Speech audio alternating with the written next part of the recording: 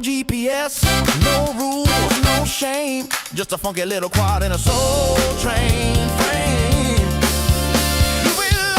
Below, we fly that flow. Below, spread that gap. No time to nap. No time to nap. Hit that roll. Funk and control. Funk and control. Bounce that wall. Bounce that all. We fly it all. Funk it all. We fly it all.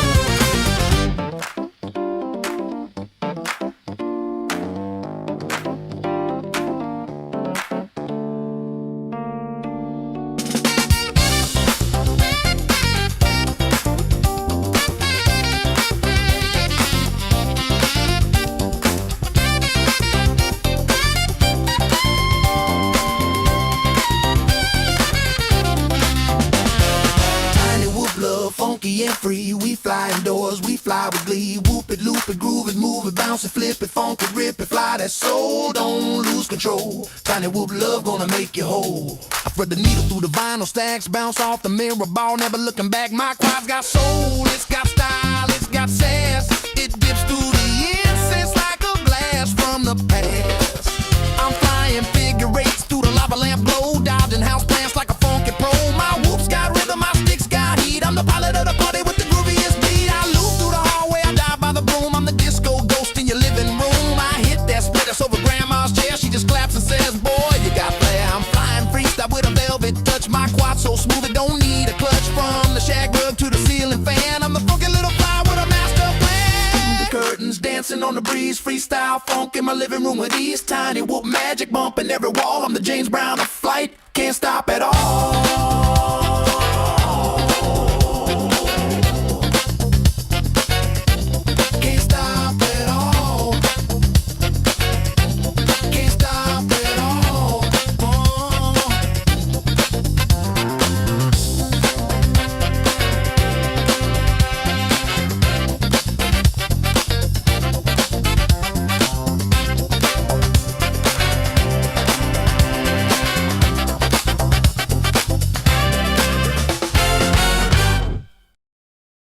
Oh my god, how long has it been sitting like that? What's up, friends? I just ran outside to attempt Jesus, to get the to fix the lights. And now Teddy's going completely crazy. Look at this dog. Here he goes. Where are you going, dog? Get back here, you little bastard. He'll come back. He'll go get his toy and then come running back. Yo, we're flying a battery right now because I want to see if this backyard is flyable yet with, whoo, it's hot out there. This summer sucks a bag of dicks. We're going to fly this Air V2. I gotta know. I gotta know if I've set the backyard up in a way that, whew, it's flyable yet, so let's see. It'll also give me a chance to catch my breath. It's all hilly out there, and there's like all kinds of shit to step on to die. All right, here we go. Here we go.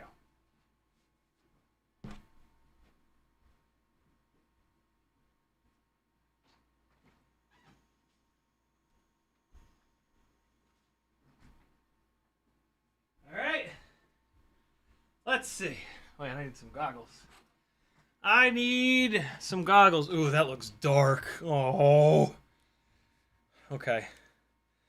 We're dialing it in, though. We're dialing it in. A little bit every day. Maybe it'll be fine. Here comes the dog. Oh, God. Oh, it's dark. Yeah, it's too dark. Oh, my goodness. Okay, well, I can see the house. That's nice. Wow, yeah, okay. I need a lot more, like, fill light on these trees and whatnot. How the hell am I going to light this out here? This isn't that bad, I guess. It's pretty bad, though. And this is on a CO3. Why is that light yellow? That's supposed to be red. What are you yellow for? You're set to red, bro. Okay. I mean, we're maybe halfway there. See, that's the problem. I can't see anything on the way down from dives. Oh, God, please no. Please no. Whew. Well, what I was about to say is it seems kind of okay over here. Like, this is... These are big, strong lights, too. The problem is anytime there's a light, like so it looks okay now, but then as soon as this light is in the frame, it adjusts for that crazy brightness, and everything else goes black. So, yeah, placing the lights have to be placed in a spot where the camera is not necessarily going to see them. Oh, I see what's going on. The camera is trying to white balance, and it's making this red-yellow. That's funny. Yeah, so like when I come over here, it white balances properly. Well, maybe not. All right, well, it's better than it was the other day. That's for sure. But it's still a mess. And I can't see a goddamn thing. I'm just going to disarm. We're trying, man. We're trying. All right. So that's interesting.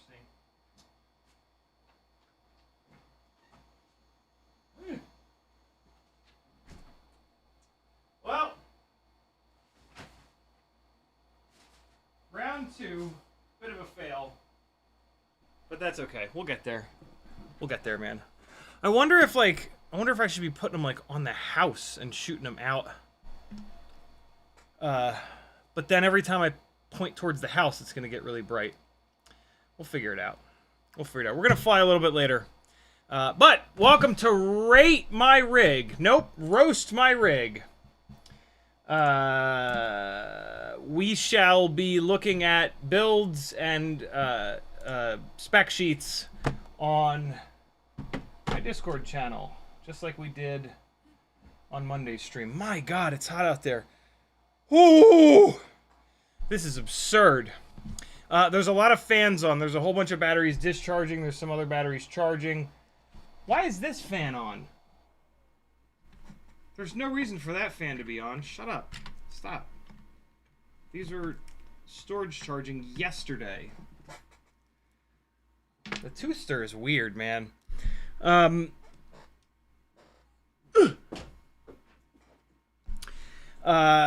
Yeah. Roast My Rig, episode 4. Let's see how much farther we can get caught up on the massive amount of builds that are in the Discord channel called Roast My Rig. CiottiFPV.com has a link to my Discord. Everybody has access to general nonsense, troubleshooting corner, FPV therapy, 3D printing, find a local friend, best of CiottiFPV, events info, and name the stream. Patrons who support me by giving $3 whole a month, which is like 20 cents per live stream. Pretty good deal, right? They have access to the rest of the Discord channel. Patron Hangout, live stream live, Roast My Rig, CiottiFPV Reacts, Toothpick and Whoop, Micro Brushless, Cinewhoop, 5-inch Schlong Range, HD Master Race, Video Collective, Swap and Shop, all FPV retailers, Stick and Dick Ends, and #6 batteries. So if you want full access to the Discord and you want access to the Roast My Rig text channel where you can post your own builds and then I'll take a look and let you know what I think, it's going to cost you $3. So do it, and then I'll feed the children. There's also apparently a new YouTube feature, some sort of a goal. I don't know, I clicked some buttons and did the thing, and apparently there's now a goal. I don't know how YouTube works. I'm the worst. So if you'd like to participate in that, you can. There's a PayPal button over on CiottiFPV.com. That is a better way to support me because Patreon doesn't take 30% like YouTube, Google does. But it's okay. YouTube gives me this spot to attempt to live stream from. They make it very difficult. I really wish they would fix their live streaming service. But, you know, the shitification of everything. For the record, I've decided that I refuse to say N shitification because it just sounds stupid. And what does N mean? N-E-N shitification? Just shitification.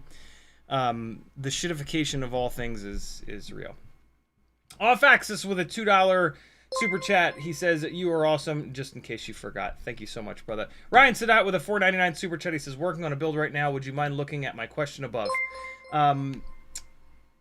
Yes, I will. We will spend the next 20 minutes working through Q&A within the chat here, and then we're going to roast my rig, and we're going to work through as many of these as possible because there are a lot, and I need to get caught up. So in the chat, CiottiFPV was first, Epson Blade was next, Frank Dr. Nicholas, Too Old to FPV, Nyafu, Philip, Little FPV, Level Up, B-Bird, Kilometers, McMucus, CFPV, 2 different people, Philip, Zout, Fizz, Dagul, Ryan Sadat, Drusen, Sear, Cole, Jimmy the Cow, P Money. I think I got everybody. Thanks for coming, friends. FPV tagged me and said, I ordered all the stuff to build the ultimate analog Meteor 75 Pro with the new frame, new motors, Matrix 2. Not sure on the camera yet. Probably a BI V2 or CO3. I am the biggest fan of the CO3, but the BI is also a good camera. Epson Blade says, I don't see my rig on the screenshot. On the thumbnail, you mean? I can only fit like 4 on the thumbnail, and there's like 40 in there. So yeah, I'm not surprised that you don't see it. Like I said, I'm gonna work through as many as I possibly can. Nyafu says, can we get a stream on how to find good FPV spots? Not for me. Although, yeah, I mean, the trick to it, we don't need to do a whole stream. The trick to it is to go out and look.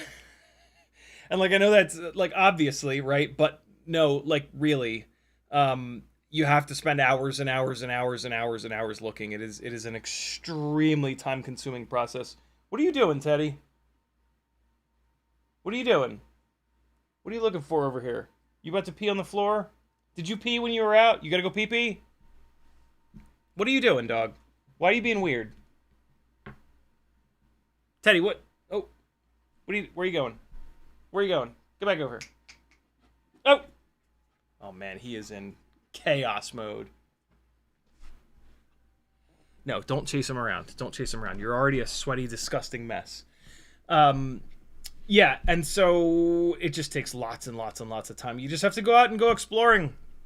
What I used to do when I worked a desk job is I would eat my lunch at my desk while I was working, and then I would take my lunch, go out in my car, drive a half an hour in one direction, and then half an hour back. And I would just try to, like I would go out to the main road, for example, I'd make a left, and then I'd go down and I'd make a right, and then I'd keep going. And then the next day I would go down, I would skip that right, I would make the next right, and I would just keep doing that, just keep going, keep going, keep going.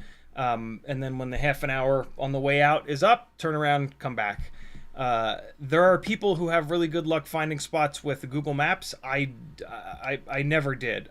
Like that top-down view, it doesn't convey any like three-dimensionality. I guess now it's a little bit better because Google Maps can like rotate a bunch. But yeah, there's also other stuff that you don't see when you do that because like God knows what time of day that image was taken. And so when you actually drive around and explore, you'll see like if there's cars in the parking lot, stuff like that, right? And so, yeah, that was my way of finding spots, was just drive as far as I could, turn around, come back, go a different road the next day, the next day, the next day, the next day, the next day. And within, you know, if you do that for a month, you've gone out like 20 times and you've spent like potentially 20 hours doing that. And that's a long time. You'll have found some spots by then. Obviously also try to link up with local folks because they'll have a bunch of spots that they've found. That's about it. There's not like a magic to it. It's just yeah, you got to stumble across them. And then at that point, like, for me, like, I'll just fly it until I get yelled at. I don't really, like, because I'm not hurting anybody. There's a school of thought that you should contact the property, land, whatever owners and, like, ask permission. They'll probably say no, and then you don't have that spot. And so, I don't know, ask for forgiveness rather than permission, especially when you're not hurting anybody, right? I do pay attention to, like, if there's... It depends on what you're flying. If you're going to fly something big and gnarly and loud, make sure that there aren't people around, or, you know, like an office building with, like, right next door that they're going to get pissed. If they are, then fly stuff that's quieter, right? Like, just be aware that big builds make a weird noise that people will hear and, like, want to investigate. So keep that in mind. But yeah, it's just a lot of going out and exploring. In my experience, that's how I've found all of my best spots. And then eventually they'll get burned, and so it's a constant sort of thing. FizPV says, my brother is working on a 107 study app and could use some testers that would know if the answers were wrong. Does anybody know, is anybody good about 107 stuff? I'm certainly not. I watched 2 different YouTube videos. I watched one of them once. I watched the other one twice on a Saturday, and then I went and took the test on Sunday and got like an 84 or something like that.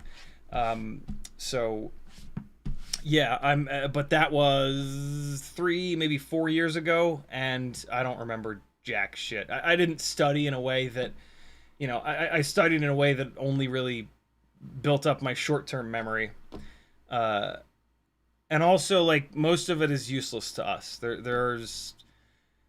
There's probably only like 2 or 3 questions on there that have any relevance to FPV. And so when it has no relevance to me, it just leaves my mind immediately.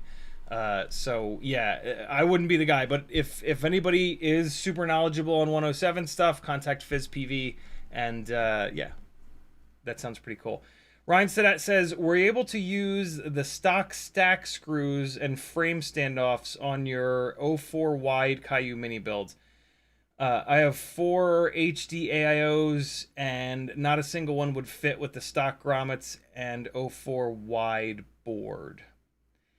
You know, I don't remember. I have a tendency to not use the screws that come with stuff, because usually screws that come with stuff are button head, and I prefer socket head. But it looks like I did use button head, so it looks like maybe I did, yeah. I did direct solder. This is a direct solder build, though, so I don't have the thickness of the motor plugs to deal with in here. But yeah, I didn't have any problems with mine. And I've got a pretty big gap in between the AIO and the HD board. So I'm gonna guess that you're using an AIO that has motor plugs on it. You can put the motor plugs on top of the AIO, and that'll use some of the gap in between the VTX and the flight controller.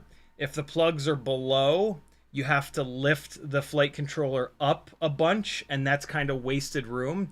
If you put the plugs on the top of the AIO, there's other stuff. There's like wires and shit that need to run in between those 2 boards, and so you have to have a big gap there. So you might as well put the motor plugs in that gap.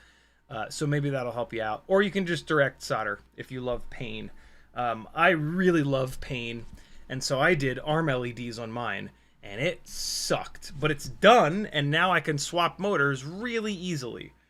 Which is the only saving grace of when you spend all of the time to put arm LEDs or race wires on. So yeah, I need to fly this thing more, man. I need batteries for it. I only have like 2 usable batteries for this. I've just been dragging my feet doing a battery order because I try to only do like 1 FPV order at the absolute most per month. I really try to space it out like every other month. And I just done a newbie drone order for a bunch of antennas, so I'm on cooldown. Yuke says, I put a shitload of lights in the backyard to make it flyable. I don't think the CO3 is that great for low light either. BI would be a lot brighter. So on the stream the other day, I did the RunCam Nano 3. Between that, I have to figure out how to get it to work with one of those two cameras, because those are the two cameras that are on all of my builds. So I have 4 more lights, and 1, 2.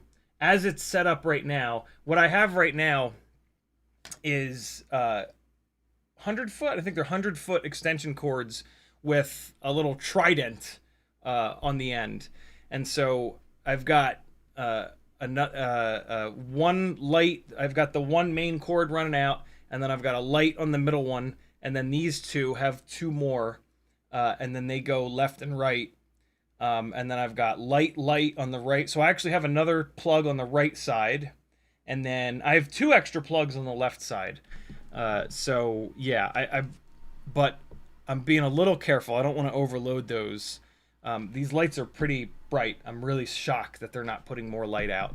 But yeah, I'm gonna pay attention to how hot the main cord gets that's coming in the door, and we'll see. I'll keep changing stuff and we'll get it dialed in. Ryan Sadat says, you think about mounting one of those to the side of the house higher up so it shines down. Might make a big difference. So you never want to put lights up, because we fly, our cameras have up tilt. And so our cameras are typically pointed up more than they are down. And so if the higher you put lights, the more you're going to be staring directly at the light. You always want your lights as low as possible, either shooting straight up or shooting like sideways, basically, which is so the first mistake the other night is that there were 2 lights down the bottom pointing directly at where you're flying when you're going down. It just blows the sensor out.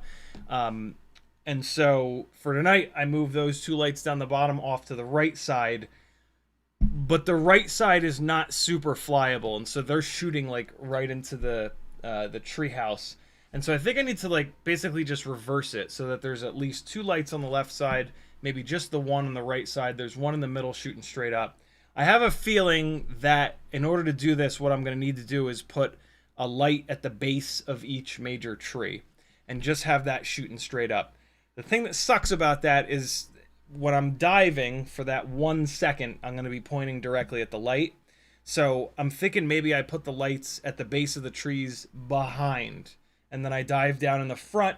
So I'm diving down in the front and the tree trunk is between me and the light, and then having that light back there, it'll shoot up and light all those leaves up. But yeah, I'll just keep changing it, keep flying it until it kind of works. That's one of the really fun things. So I did a bunch of gaffer work in my late 20s and 30s.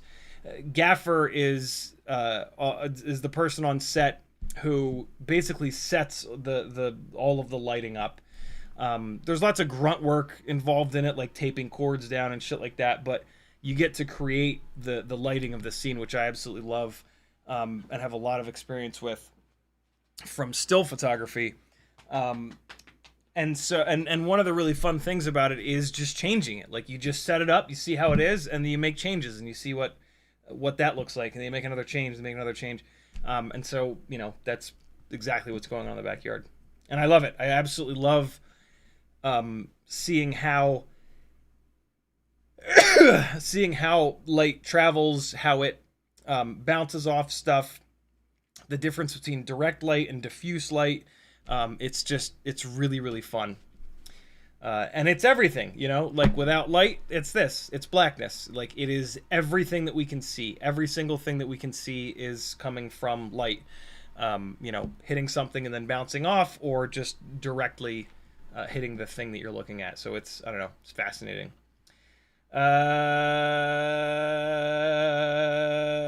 Yuke says, what I did was put the lights up as high as possible and have them point down. Did that not just absolutely blow the camera out all the time, though. I also don't have a way of getting any lights up high. The tallest ladder that I have is about this tall.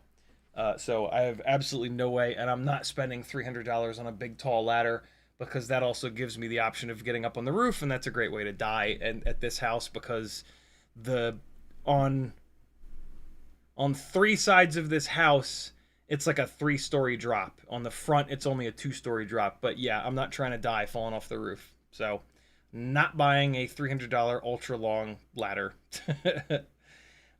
Jimmy the Cow says, at the Pacific Northwest FPV Park, they shine the lights straight at the base of the trunks of the trees. Yep. That makes a lot of sense. You can FPV with a $2 super chat. He says, get you some area lights or a work floodlight. Yeah, that could work at a big nasty work halogen floodlight. I'm trying to keep it colored though. I'm trying to keep some cool colors out there. I don't necessarily just want like a big gnarly fucking white light banging, because I'm also trying to not piss the neighbors off. I know that there's going to be stray light going around, and I don't want, like, you know, one of the neighbors on the other side or next to me having like a bright ass light shining in their window. And so, yeah, again, like having them on the ground shooting up totally fixes that issue. It's that like super direct light that gets really annoying, because it'll like hit your blinds perfectly and light your blinds up like a Christmas tree. So I'm trying to not have that be a thing. CRC Fab says, step 1 to finding a good FPV spot, go touch grass. Yeah, indeed. Chef Bruno says, Google Maps, look for tall grass and railroad tracks. That's what I've been doing. Sad thing is, a lot of the rundown stuff is being bought for pennies and turned into 5K apartments. Yeah, for real. I don't, that's actually a really good point. So, like, I do the opposite. I look for parking lots and concrete and paved stuff.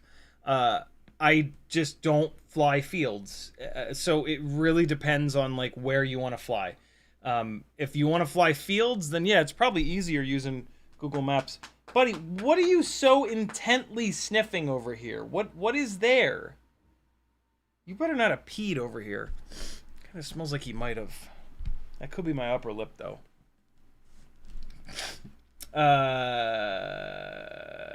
Frank Dr. Nicholas says, I no longer do business with Rotor Riot after their tariff at checkout BS. Oh my god, I remember that.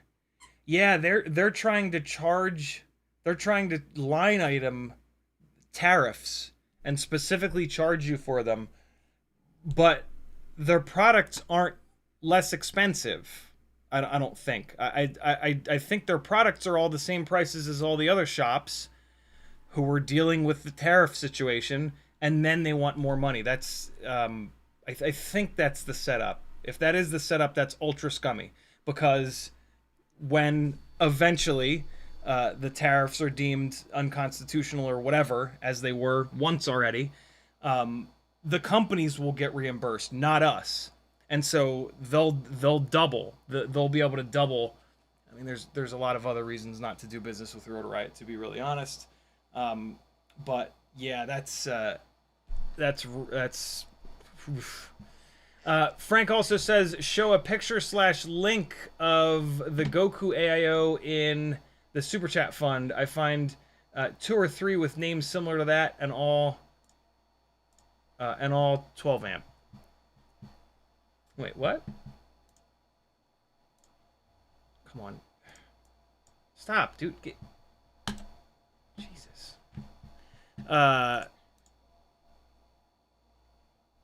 Show a picture / link of the Goku AIO in the Super Chat Fund. So I don't have an ability. Oh wait.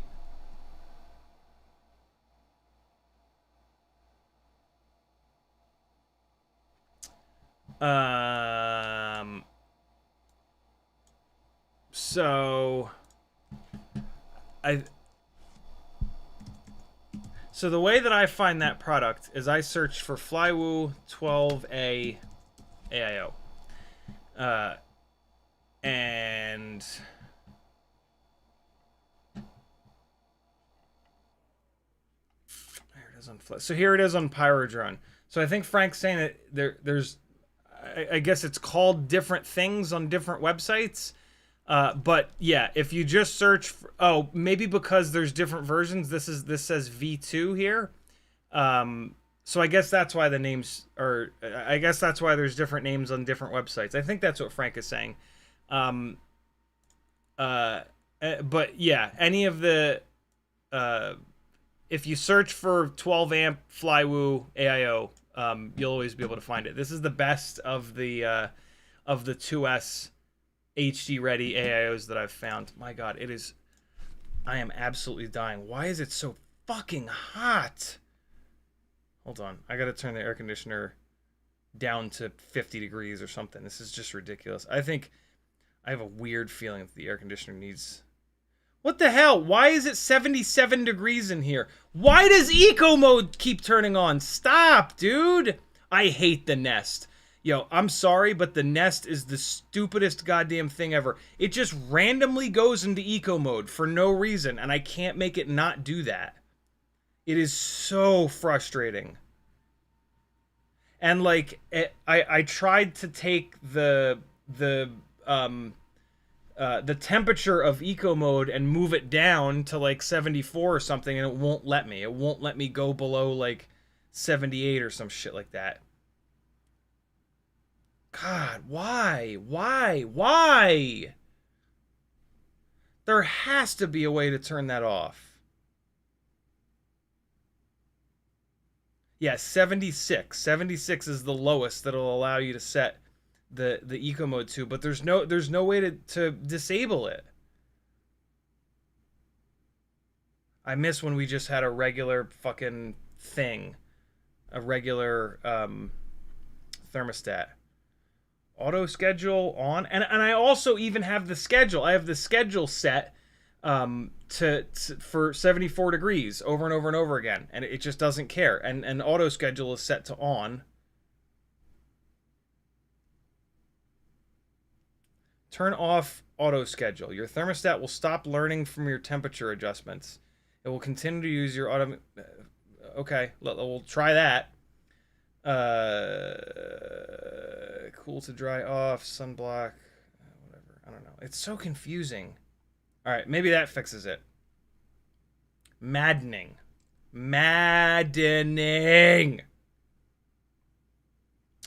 What I am going to do, though, is I am going to tell it to use this downstairs sensor. The app is also very finicky. The app freezes up and it just doesn't work right. It's a great idea in theory, but like, really, it's just at complete random. It's like 78 degrees in here. I'm like, no, don't do that. Why? What are you doing? I don't want to save the planet. I want to not sweat my balls off. Ryan Sadat says, if an AIO has a downward USB port like the Flywoo Goku, and the sides of the USB port are touching the carbon cut out on the frame, would you consider it safe since it's just grounding? No, because it's going to vibrate. Get in there on the frame with a little file and just file a little bit of the frame away so it doesn't hit. That's important.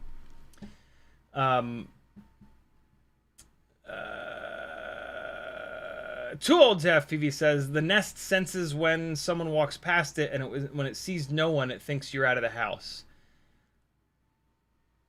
Oh. Well, why does it not sense it? Maggie walks by it constantly. I guess when she goes to sleep really early, maybe? That's insane that they don't let you turn that off. What is that about? I guess they're just forcing people to... I guess it's good. I guess it's good because they're forcing us to... They're not letting us... They're making it harder for us to ruin the Earth. CRC Fab says, Epson Blade, what are your Nest rates? Uke says, LMAO, I just went back to a normal thermostat after having some stupid shit for a while. Same kind of thing you have. Happy days now. Blueback says, what thermostat do you have? Nest. I just said it. I do like that you can buy a little Bluetooth secondary thermostat. No, it's not a thermostat. It's a thing that detects what temperature it is. And so there's one here for basement, and then the Nest itself has it built in. And so on the app, it'll tell you like what the temperature is upstairs versus in the basement. That's pretty cool. But yeah, there's got to be a way to turn that off. How do I turn off eco mode on the Nest?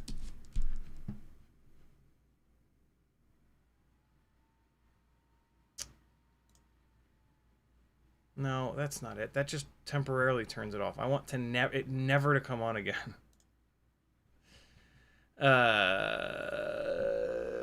Disable the eco preset in Tyler. Yeah, me too. Home. Oh! Click on your thermostat name and turn the eco off. Thermostat name. What does that mean? Thermostat name. Click on the thermostat name. What? Click on home. Okay. I don't even have home. Where's home? I don't even have home. Home info? No.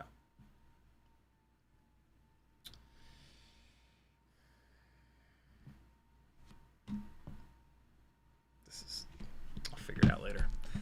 I was sure it would be something easy. It's 10:38. It's time to roast your rig, you filthy animals.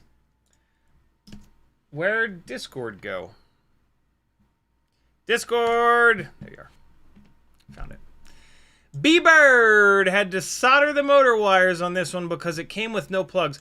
I am dying. It is 77 degrees. I'm absolutely dying. Hold on. I need to move the fan over or something. This is absolutely ridiculous. Oh my god, this is absurd. 77 degrees. This is absolute baby back bullshit. Hang on. For those of you wearing headphones, it sucks to be you. Oh boy. Ooh, that's pretty nice.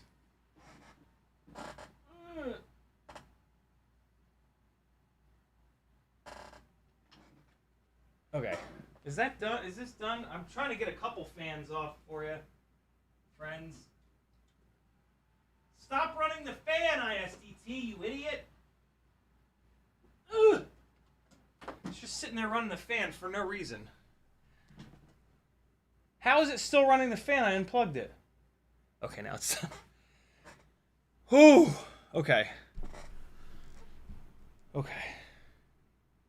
All right, just calm down. Just everybody calm down. Jesus. Just relax. Everybody relax. It's going to be fine.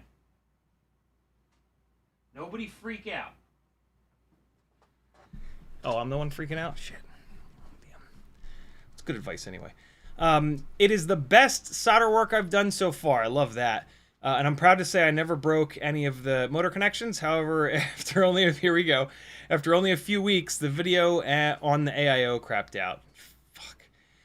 If I'd protected the flight controller better, would that have helped? Nope. Or is it just the BetaFPV Air flight controller doing its thing? Yep.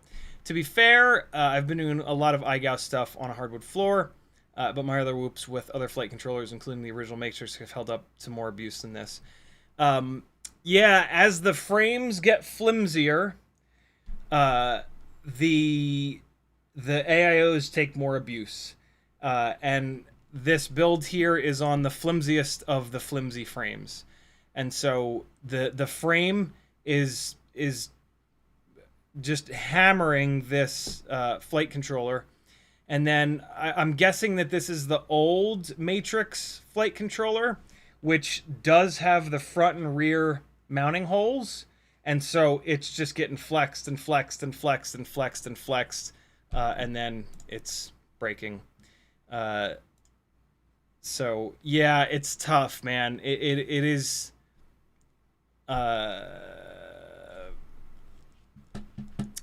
In the pursuit of lightweight, we are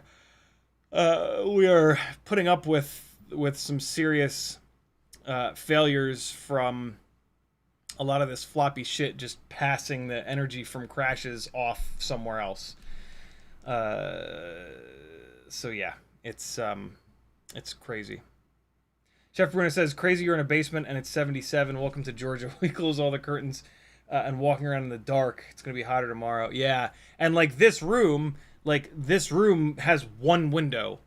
And so like, it's not even like there's any sunroom coming in here. This is a dank, dark basement. And yet it's still just brutal. All right. So loving to see Quad 6.6's camera mount here. That's very cool. What do we got? BetaFPV weBLEED Air 65, and that's I believe that's the Champion, Air 65 Champion, which is even more floppy, but a little bit lighter. Canopy is Quad 6.6. Camera is the Tiny Whoop Pinch Cam. Flight controller is the BetaFPV Air 5-in-1. I think that's, yeah, the slightly older one. VCI 702 30,000s, and then Gemfan 1219Ss. Yeah, solid build.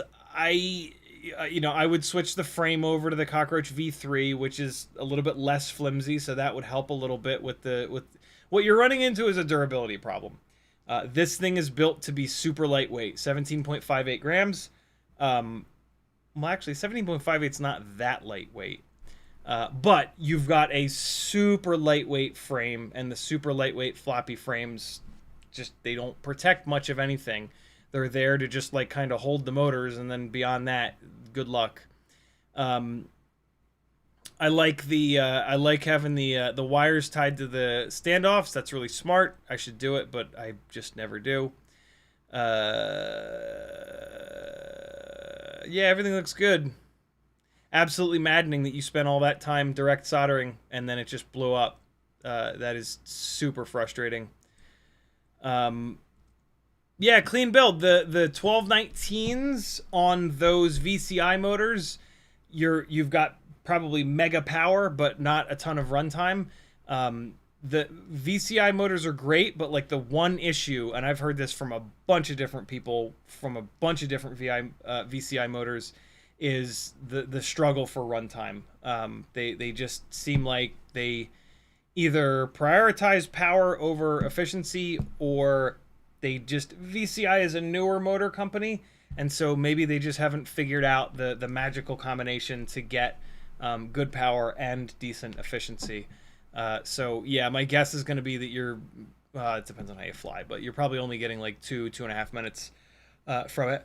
But those VCI 702 30,000s make really good power.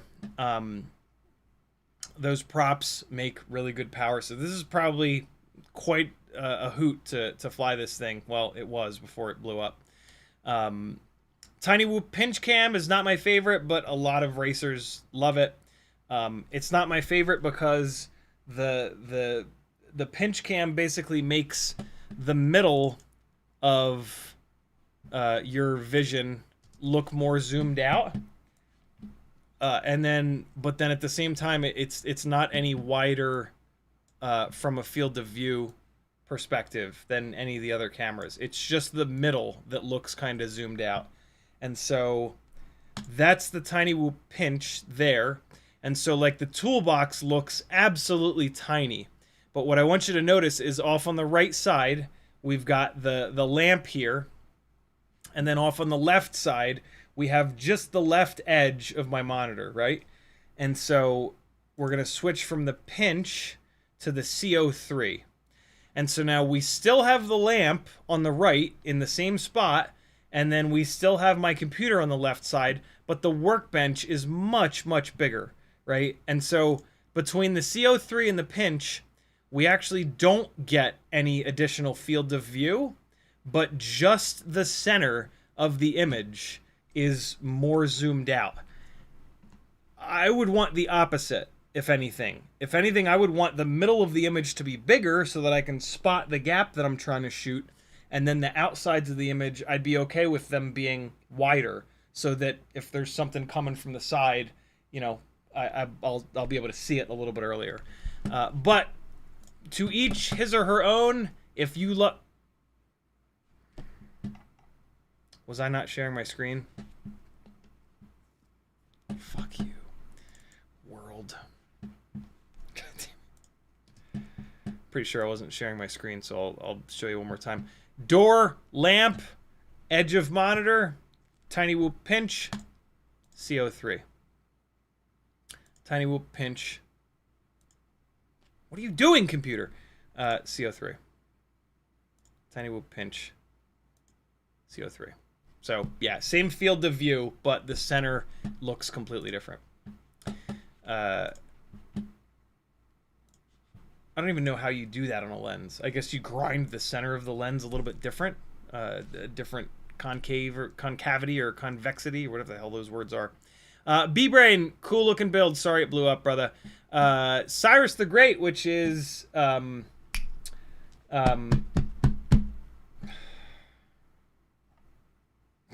Ryan Sadat. RC and Power 0702 31800s, the crazy new motors, all PEEK / titanium hardware, but on motor plugs for when the shaft inevitably bends. Thinking of going with the HQ biblades, going to be new outdoor 65mm. Either biblades or Gemfan 12, either HQ biblades or Gemfan 1210. Definitely go with the HQ biblades unless you need durability. Then Gemfan 1210. Gorgeous build. Obviously, this is like fresh before it's been flown. This Air 65 V2 canopy matches that blue perfectly. Really pretty. I like the steel screws front and back, and then the plastic left and right. That's really smart. Yeah, super clean. This is going to be a crazy powerful build. These motors are going to make mega power. So this will probably be tough inside, but it'll be great outside, especially on the biblades. Yeah. BT 2.0, I'm not sure what AIO this is. It doesn't look like Ryan mentioned what the AIO is, but yeah, clean build, and the color combo is awesome. Wireless junkie with a micro apex 3-inch. This is the second micro apex frame that we've seen. The one from Monday was a clone actually, but it was it had the same micro apex center section. I'm actually gonna have a micro apex frame for sale at some point here. Hey, by the way, as a reminder, I have a set of Fly 533 2207s for sale. I think there's 5 of them in here. There's 4 that are ready to go, and then there's 1 extra stator and 1 extra bell. I did not crash these hard. They are fresh. Let me know if you're interested. All right, so Impulse RC Micro Apex 3-inch, SpeedyBee F4 mini stack on 4S, Newbie Drone Flow 1404 4000s, Gemfan 3020s, ELRS Newbie Drone receiver, Unify Pro 32, Nano, the little guy, Caddx Ratel 2, and then Rush FPV Cherry 2 antenna. This is my sub 250 gram 3-inch freestyle rig. Wanted a durable and compact build that was easy to tote around. These are some of my favorite builds. Nowadays, I like to try to get HD into them, but man, 3-inch builds are magic. These 3020 propellers are one of the better options. I wish they were a little bit more pitchy, but they are really good if you can put enough RPM into them. These Newbie Drone 1404 4000 kV motors probably have just barely enough RPM for these props. I would want 4500 or ideally like 5000, but there really are no motors. if you wanted a little bit more power out of this setup with these propellers, the T-Motor 1404 is 4600 kV. That would make a noticeable difference on this. So if you don't have enough power, that would be a way to go. But with this as an analog setup, it's probably only like 230, 240 grams all up. Totally depends on the battery that you're running. And so it probably has plenty of power at that all up weight. If this thing got to like 250, 260, 270 grams, which is where I really like 3-inch builds to be, you might not have quite enough power. Cheapest thing to do would be to swap the propellers. There are some higher pitch 3-inch propellers. HQ has some 3x2.5s. Or there's the Gemfan 3052. It's not actually 52 pitch, but it's very pitchy. And so that would be a super quick way of getting more power out of this. But I wouldn't be surprised if this is really well balanced from a power to weight perspective, because, like I said, on like a good battery for this would be like a 4S 650 or a 4S 850. 4S 650 would probably be fine, and I wouldn't be surprised if this was like 230 grams or so. With a 4S 850, it might be up at like 250, but it depends. I forget what the Micro Apex frame weighs. I remember it wasn't super heavy, but it also wasn't super light either. So yeah, clean build. This is like old. This is OG FPV right here. Analog, 3-inch, 4S, like just not anywhere near as loud or sketchy as 5-inch builds, but plenty of power to handle itself even in like bigger locations. This is the type of build that, you know, was like the absolute dream and what I flew constantly for my first few years. And nowadays we're super lucky to have HD systems that you can drop into a similar build. Probably not this frame. One of the things I really didn't like about this Impulse RC Micro Ape, all of the Impulse RC frames, is that they use vertical camera plates in the front, so your deck height is your deck height. You can't change it. And a lot of times the deck height is a little bit too low to put everything that you're looking for in there. The other thing I didn't like about a bunch of the Impulse micro frames is that they were using like M2 hardware with with 1.5 millimeter screws, which is just silly. But other than that, they were great frames. It's just, yeah, having your stack height be locked in, and then also like with the vertical camera plates in the front, like you're limited on the camera selection by like where they've put holes in it. And so yeah, this might be a little bit hard to get some sort of a digital HD system into. I'm sure you could figure it out if you were stubborn enough, though. Cap C with a Max Frames M25. Very cool. DJI Flywoo 04 wide with ND filter. Nice JHE MCU. 40 amp. Jesus. HDAAO. RCN power 1204 8000s. HappyModel 2.4 ELRS. I'm assuming HQ 2.5 by 2 by 3 to start. That's a pretty good propeller. That propeller might match up really nice with this. So the 1204s are a lot. They ask for a lot from the battery. I'm having better luck on my 2.5-inch builds with 1203s. They still seem to make plenty of power, and they just don't hammer the battery quite as bad. So as more of you do builds like this, I'll be interested to see how many people stick with 3S. I just saw, I don't know where I saw it, but I just saw somebody that did practically this same build, but they went to 4S because 3S kept sagging too bad. And yeah, it's the 1204s, just that 4 millimeter tall stator is making mega power. Also, like, the 1203s make plenty of power. I like the 1204s are going to make more and maybe too much. It depends. You know, for me, this style of build is for being super quiet, super light, and I don't want it to have like mega power. I want it to have enough power, but not like crazy. And so for me, so far, the 1203s seem to be kind of perfect for that. But if you want this to have a solid chunk more power, a 1204 is, I know it doesn't sound like big difference, right? 1203 versus 1204, but the height of the stator, that 3 and that 4, that does the majority of the work.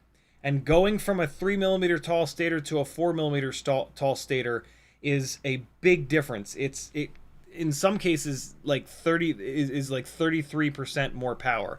Depends on a lot of other things, but yeah, 3 to 4 is a big change. Super clean build. The frame looks awesome in this yellow with the navy blue. That's a really cool color combo. And then this is this really cool. It's like fabric shrink wrap. It's really interesting stuff. I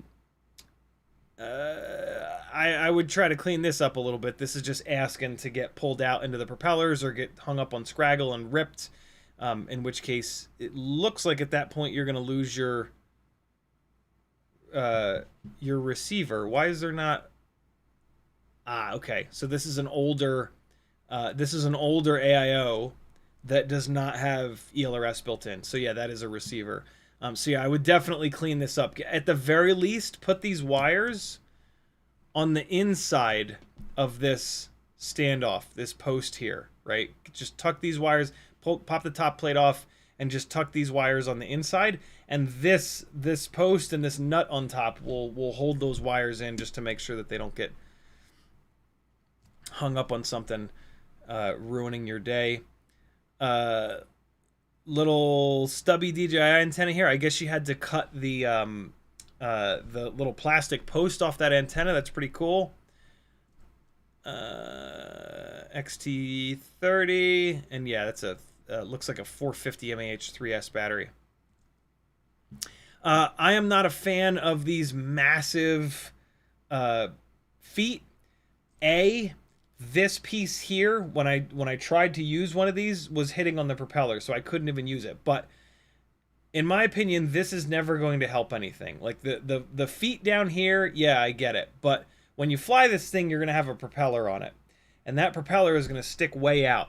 And when you crash, that propeller is going to like kind of bend up, and it's going to do the same thing that this is going to do. I've seen these all over the place, and I've never seen the top of these get all torn up, because again, the prop is there, and the prop is going to take the hit. By the time that the prop bends all the way down to the point where this thing would take the hit, the crash is over.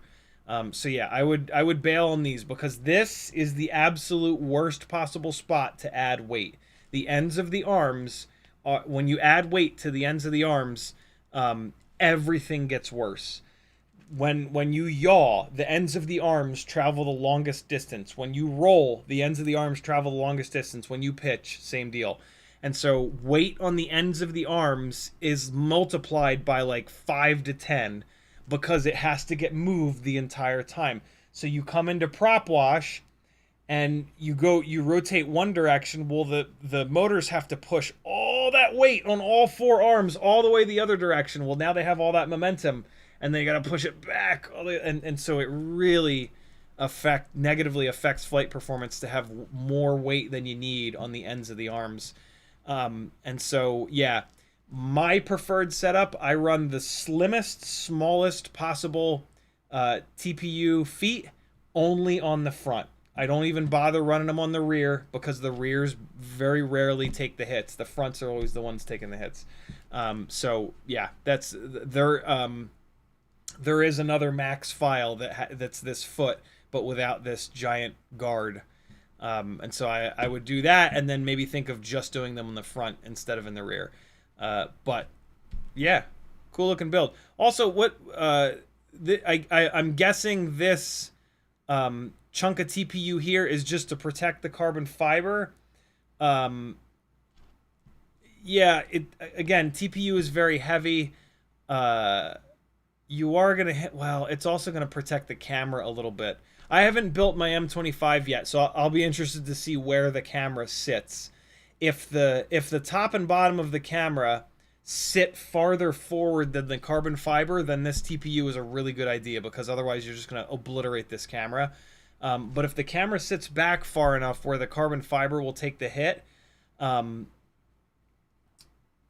going to actually, if I can remember, I'm going to see if Max is willing to sell. I'm sure that he is, but the carbon fiber for the camera cage should be an item that you can just buy, and it's a great thing to buy 1 or 2 extras of, and then you can save the weight of this giant chunk of TPU on the front here, and then you've got an extra piece of carbon. If you mangle one side, you just swap it in and away you go. But yeah, super clean build. Looks really good. I'm sure it's a blast. Those 1204 8000s on 3S, I'm sure they make mega power. 107.3 grams dry. Very cool, Capsy. Another from Cyrus the Great. Ryan Sadat.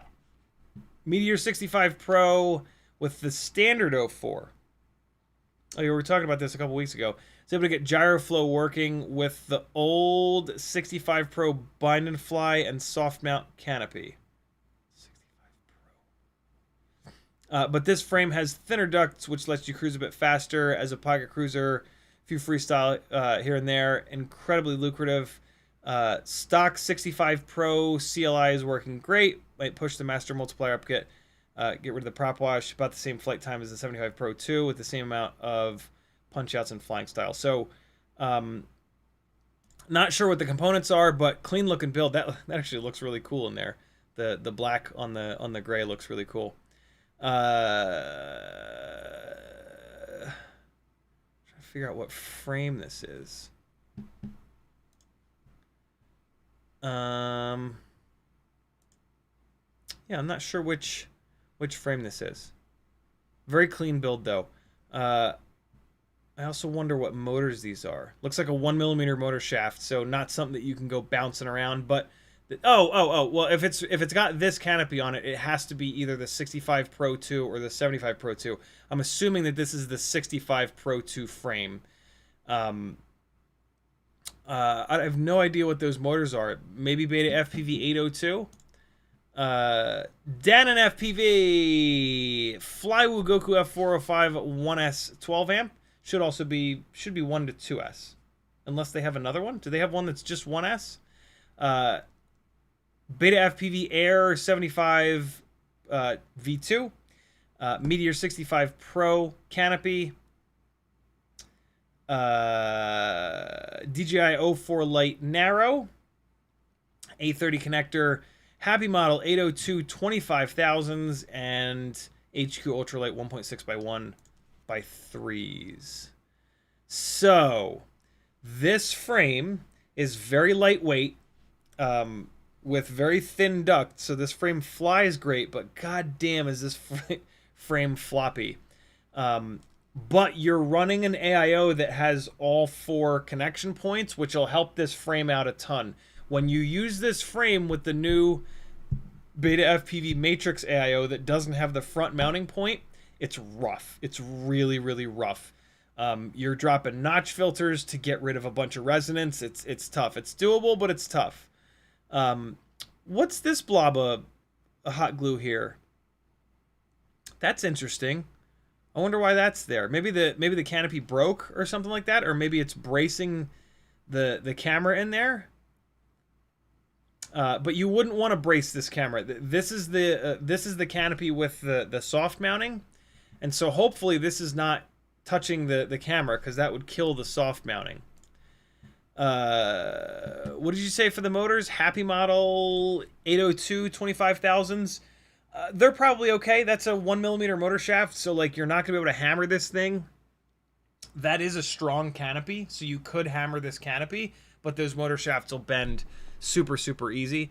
Tiny Whoop and weBLEED have 802s that are that have a 1.5mm motor shaft, so that would be a mega upgrade for this. You wouldn't be able to use these exact propellers, but there are... No, wait, they do make this prop in a 1.5mm motor shaft. So yeah, you would be able to get the 1.5mm version of these props. Love the A30 because it's not white with stupid blue wire instead of red wire. 30.5 grams sounds about right. 43 with a 480. Nice little build. I'm very curious about this blob of hot, what appears to be hot glue up front. Oh, that's a cool spot to put the Immortal T with a little zip tie here. I dig that. Hell yeah.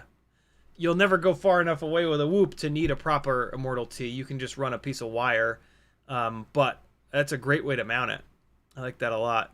And then the video antenna is just sticking straight up here, which is great. Yeah, nice, Dannon. Very cool. What did you say on the AIO? Flywoo Goku F405 HD 1S 12 amp. Let us know how this thing does from a durability standpoint. This frame is so floppy that when you crash this, the frame is going to flex and it's going to just dump all the energy into the AIO. Hopefully this AIO is strong enough. Like the 2G4, for example. The 2G4 is a big, thick, kind of heavy AIO. But like if you were to put that into a build like this, the thickness of that AIO would offset the floppiness of this frame. And so you would end up with something that's probably pretty durable. I'll bet you the Flywoo AIO is like that. I bet you it's nice and thick and durable. And so I'm willing to bet that this would actually be relatively durable. But let us know if it's not. If it's not, it's because this frame. These new super lightweight frames are just dumping all of the energy into the electronics in the interest of lightweight. DeleteMe.text with a 4S Grinderino 3.5 inch. SpeedyB F405 mini stack. RC and Power 1804 3550. I didn't even realize RC and Power made an 1804. That's pretty cool. It better have a 3mm motor shaft, that's for sure. Props are the Gemfan 3525, Caddx Ratel 2. We got an analog build on our hands. SpeedyB TX800. I don't know anything about that VTX, but I know it's a newer VTX, so it's probably really good. Ooh, big cap. You probably don't need this big of a capacitor. 1000 UF 35 volt. You can probably get away with the half the size. I think there's a 470 capacitor. It's too big, doesn't hurt anything, and they're not heavy. But it was probably a bitch to find a spot for it. Rush Cherry antenna, nano ELRS receiver, dry weight 216.43. Yeah, Grinderinos are heavy. So these RC and Power motors are T-mount. That makes sense. A lot of TPU on this build. That's a big part of the reason that this thing is so heavy. These front horns can go. This camera mount TPU could certainly be slimmed down. These arm ends are just gigantic. You don't need any of this back here. I get it. It's there for the zip tie, but you could just cut this. What you can do is just take this and cut it like there, all the way around. Cut it all the way around right there, and then just run a little bead of E6000 around the tip, and then just smash that on there. The E6000 will hold it on. You'll save a bunch of weight. Like we talked about a minute ago, I like running these TPU arm protectors only on the front. You'll notice your rear ones, like, they stay fresh forever because you just don't hit them very often. I will say the one good thing about these fins up front is if the battery slides forward, they'll hit the fins before it escapes. But look, you got a big ass chunk of grip and a big gnarly battery strap here. That's plenty. You'll be totally fine taking that off. It might help a little bit, I guess, in crashes, but this is probably like 7 or 8 grams of TPU, which is a lot for a 3-inch build like this. If you want it to be heavy because you want the off-throttle throw, awesome. But yeah, for me, I'll always build lighter, and then if I want more weight, I do it with a battery so that I get the benefit of more runtime. When you add a shitload of extra TPU, you don't get that benefit. You just get a bunch of extra weight, and it's actually kind of the opposite, right? You're dragging around extra weight, so you lose a little bit of runtime. But sometimes big chunks of TPU can, in some cases, help with durability. I'm sure every once in a while these would help with durability, but yeah, at what cost kind of a thing. Clean ass build. I love that you guys all have these pictures from before you started flying these things. I keep telling myself that, assuming that you all crash a lot. Yeah, man. 1804 is a great motor size for a build like this. 3450 is the right KV. Like I said, that motor better have a 3mm motor shaft. There's no reason for it not to. The X-Nova 1804 3500 kV absolutely does. And so it's possible. Yeah, good build. No other real notes. Caddx Ratel 2 camera, I'm sure, is totally fine. Old school, awesome analog build. This thing will run forever. You can beat the living shit out of it and just have a good time. Cap C with a revision. Couldn't get it to feel the way he wanted on. Oh, here it is. This is the what I saw. Tried taking off all the TPU, made it feel a little bit better, but it was still pulling too much from the batteries, and it was too heavy. So I swapped out the motors for RC & Power 1303, 6000 kV, and went up to 4S, and that made all the difference. Currently using Gemfan 2540s for props. Okay, so we're all the way up to 4S. For me, 4S is for 3-inch setups. My worry with going to 4S on a setup like this is that this... Hold on, let me see. I have this base plate. I wonder how thick it is. Well, the first issue is that this is a solid base plate, and so you can't just swap an arm out. And so when you go to 4S, the batteries are going to get heavier unless you can find a much smaller, much lower MAH version of the battery, which sometimes you can, sometimes you can't. But when you go to 4S, it always makes more power, and so you got to have a frame that's stout enough for it, or else you're going to run into issues. And so here's my M25 frame, and that is that looks like 3mm carbon. Yep, that's 3mm. That's kind of right on the edge. On a solid base plate frame, I would actually want 4mm thick carbon. If I was 4S with a big ass heavy battery like this and big gnarly motors. But to each his or her own. Yeah, I would not think to go 4S. Again, this style, these little AIO builds for me are to be as quiet as possible. And 4S starts to get noisy because you start making like a lot of power. But if that's what you want, if you want more power than what you can get from 3S because of the sag, then 4S is the way to go. And going over to a 1303 is a great idea. Because a 1303 versus a 1204, it is a wider motor that's going to stay cooler. I wonder if you could have gone to a 1303 8000 kV motor. And that would have improved things for you instead of going to 4S. I wonder if that would have been enough of improvement on 3S, because a wider, less tall motor is going to stay cooler and not make quite as much power. And so the heat and less power, well, staying cool and less power are two of the best ways to avoid battery sag. But I'm sure it flies great on this setup. 1303, 6000 kV. I'm certain that it absolutely rails.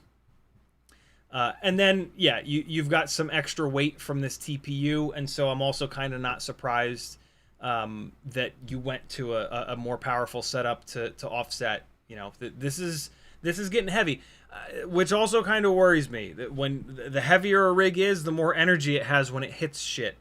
And so again, with a 3mm thick solid base plate, I would be a little bit. I would just be sort of worried about the durability factor. But not everybody crashes constantly like me. So I need to start adding the meat reactions. Not reactions. Well, it is a reaction. Look at that. How did I know that? I was probably just reading it. I need to add the meat to mark the ones that that I've already done. I need to add the meat, are the words that just came out of my mouth. Interesting. I don't think it's meat. I guess it's beef. It's roast beef. Look at that. Kevin Sumner is a goddamn genius for realizing and doing that. Roast beef. Roast beast. All right, one more. Cool. All right. Capsies revision, got it. CiottiFPV with a massive boner. Catalyst Machine Works massive boner frame. SpeedyB F745 35 amp. AIO Flash Hobby Arthur. So for those that don't know, Flash Hobby is the reincarnation of DYS. 1207. Oh my god. 6,000 kV. Okay, so this is a super awkward motor. Let's keep going though. Gemfan Flash 2540 propellers. GNB 4S 650. DJI O.R.T. GPS. ELRS. Other updated changes. USB is now secured below the O.R.T. Antenna via zip tie. Power lead is secured. So no picture. Oh, I was about to say no picture. Oh, it's on rotor builds. That's awesome. Away we go to rotor builds. Okay, so these motors are probably awful. 1207 is worse than a 2-to-1 ratio. So this is a motor that I'm sure it'll make an absolute ass load of power for a split second, but then it'll overheat and just eat your battery while not making a ton of power. 6,000 kV. I think we're on. I hope we're on 4S, right? Yeah, we're on 4S. So 6,000 kV is about right for 4S, but this is a heavy ass build. This is probably, with the battery, knocking on the door of like 400 grams. Do we have a picture of it with picture of it on the scale? We don't. Oh, here we go. All up weight is 239. That's way lower than I thought. Oh, it's got that little battery on it. That's right. It's got a little, was it a 650? Oh, here we go. Oh, yeah, that's a really lightweight battery. A 68 gram 4S battery. So, yeah, super lightweight battery. What are these props? The Gemfan 2540s? I think those are the 2540s. Yeah. This thing is probably a motor swap away from being really good. Interesting zip tie setup here. I think you did that to hold the GPS in. That's fun.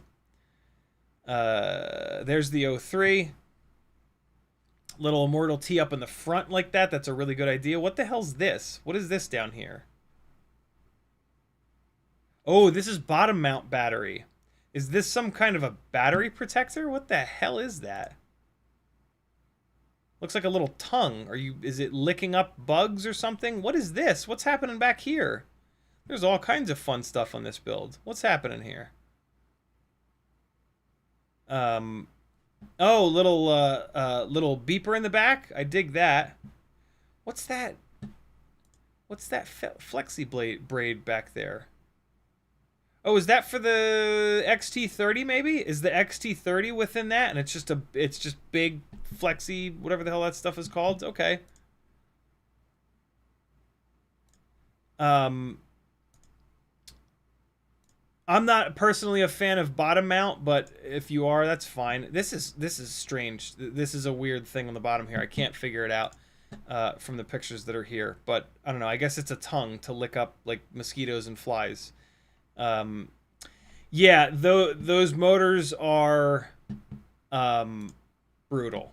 Those motors are not what you want on there. You could go to a...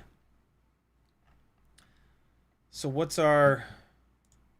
If there's a full throttle hit in this, we'll probably be able to watch the motors overheat. Holy OSD. Some of it is because of the GPS, but we've also got like motor RPMs here, and I don't even know what this is. What are these four numbers? Is there... We have all these OSD elements, but we don't have the one of the more important ones, which is throttle position. No, here we go, 53. Okay, so it's right in the middle, dead center. So let's take a quick look. I want to see if we've got a full throttle hit at some point in here, because we can probably just watch the... Well, I saw 80, so there we go. 81% throttle. Ah! God damn it, come on. I couldn't get the pointer over to the... So there, 78. So we are... Where's the timer? We're 23 seconds in. So this is a fully charged battery. 23 seconds into the flight. We're at 80% throttle, and the battery is sagging all the way down to 3.56 volts per cell. Although there's an... Oh, it's 52. Oh, I guess this is the timer here. Oh, I'm below my face right now. Sorry, guys. On the bottom left side of the screen, we got a bunch of these numbers. I've read them all out to you. So yeah, these motors are hitting the battery harder than they need to. The problem is that when these really tall motors hit the battery like that, they overheat, and then they start turning electricity into heat rather than thrust. So a much fatter, let's just say, motor would stay a lot cooler, and it would use the electricity for thrust rather than heat. And so yeah, I would get this off of these motors, get it onto like... You need the KV though. The motor choice was probably there to get the 6,000 kV.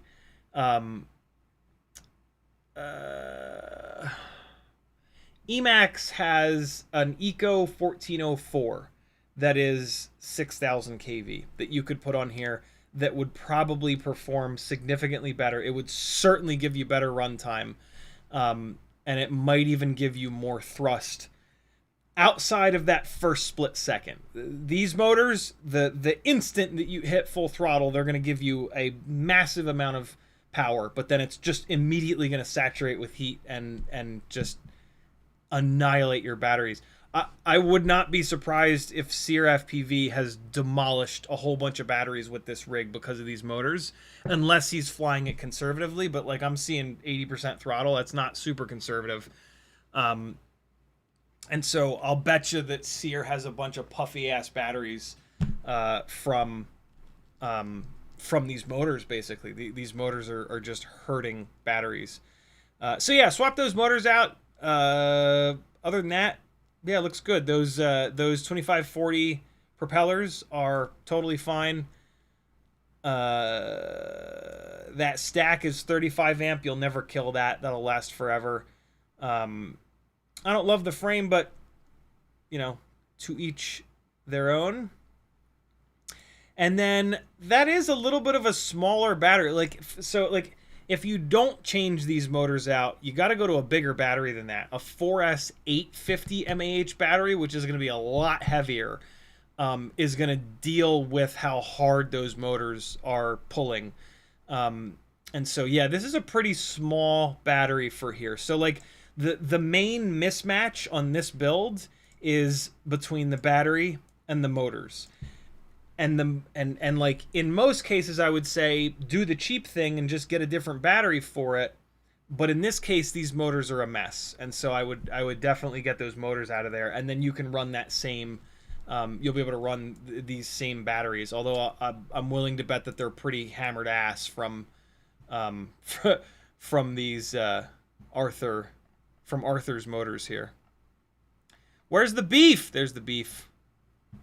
I roasted your beef. Enigma finished up his second Max M2 build. Lost the first one in a lake. Ugh, that's harsh. That's even harsher because the Max M2 frame has not been around that long, and so that was a, when you lose a build that's like 3 or 4 years old, it's kind of like, well, you know, excuse to build a new one.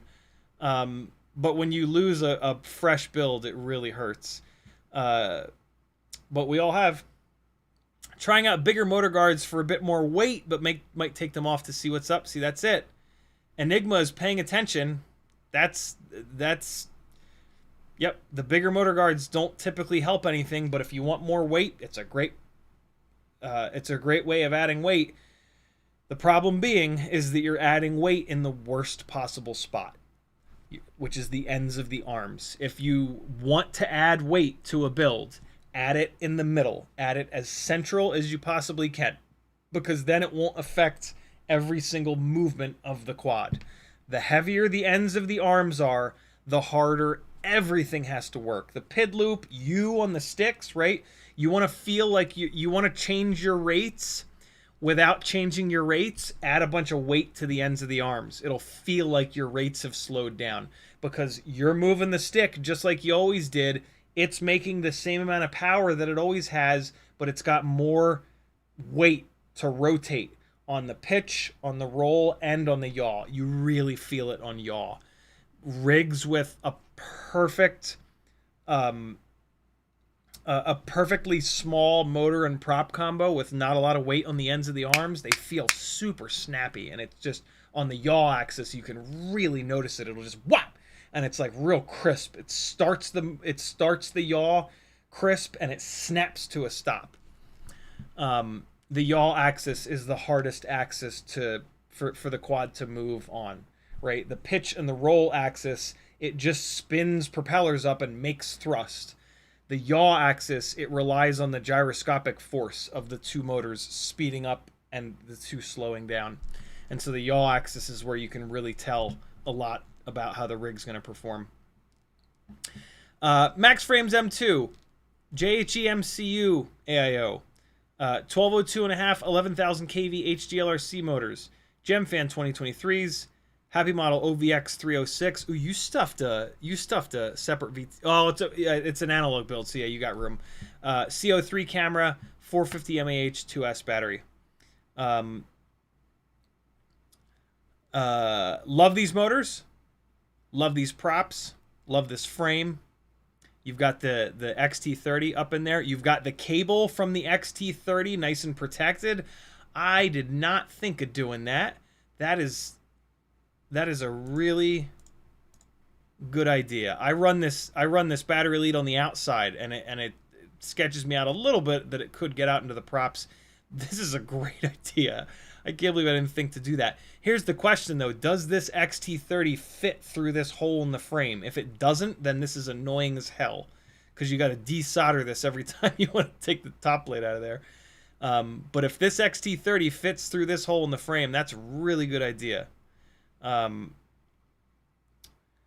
don't... Oh, this is that AIO that has the VTX that stacks on top of it. I was gonna say, what? How is it? If it's an analog build, how is it a double stack? That's pretty cool. Although, if you're having video problems, it's probably this VTX. Is this the HDLRC? Or no, it's the HappyModel VTX. Never mind.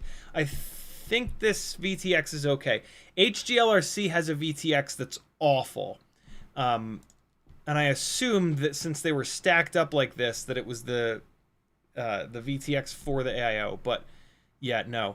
HappyModel usually makes good VTXs. Cool builds. I dig it. When you do this build with an AIO that has everything on board, the VTX, the ELRS, you're left with like a big gap up above the AIO. So it actually makes a lot of sense doing this with an external VTX, so that if the VTX dies, you just swap that out. One less thing on the AIO to kind of blow up. So that's pretty cool. I've become so lazy with these little builds that I actually didn't even think about doing that. I was surprised when I initially saw that you had a VTX, because these itty bitty builds don't really have a spot. They don't have a butt where you can usually put your analog VTXs.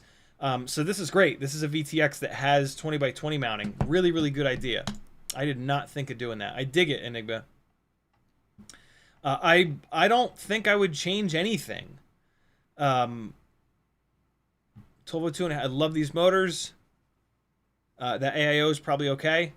I don't have this exact JHE MCU AIO, but I have 2 of their other ones, and they've been totally fine. I like the frame. 450 mAh2S is perfect. CO3 is a great camera. Love it, man. Hold on. I gotta beef it. We beefing. Swiss Lynx. 3-in-1 DJI O4 Pro. Roast it, please. 52.7 grams dry. All right, what do we got? 3-inch Nafinga. That's an interesting frame name. Oh, 2.5 millimeters. That's... Why did they not make it 3 millimeters? It's a 3-inch frame. It needs to be 3 millimeters. I would not hammer this because that frame's going to break unless you want to break it and then you can swap it to something different. Goku F405 1S 12 amp. RCN power 1202.5 11,005. The orange ones. Very cool. Although they look red. HQ 3x2x3 tri-blades. I think, yeah, those are good. Those are good. They're a little bit low pitch, but this looks like a toothpick build, so kind of makes sense. Naked O4 Pro. That's ballsy. That's a $200+ camera and VTX that's been nakedized. I don't have the guts to do it. I took one apart thinking maybe I would do it, and then I saw all the thermal paste, and I just went, nah, not worth it. But for a build like this, that's pretty slick. Whoa, 1000 mAh 1S battery.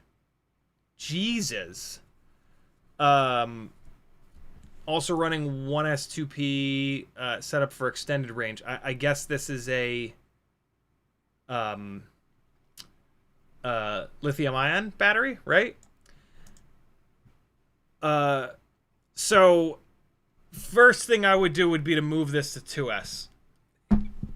Now you got to get a different AIO. You got to get. You could run the same motors. Not really on a 3-inch. This is toothpick life.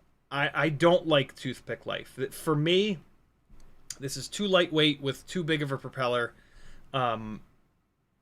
This is, although I have a feeling he's doing like long range ish stuff with this maybe, and so for that I totally get it. But I would not like this. I would not like this because I don't fly long range. I fly freestyle, and so yeah, my roasting of this, just keep that in mind.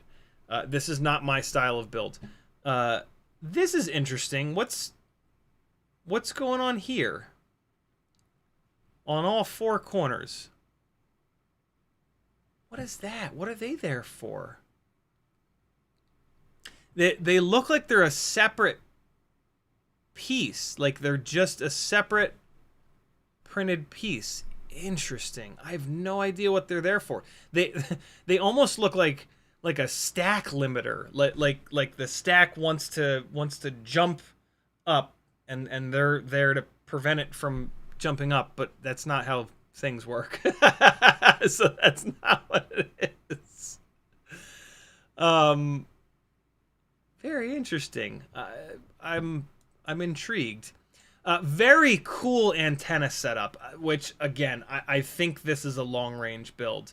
Phenomenal antenna setup for a little long range build. The Immortal T up as high as it can be, and then the 2 O4 antennas up as high as they can be. So like, yeah, this is, I think this is what a hardcore long range 3-inch toothpick looks like.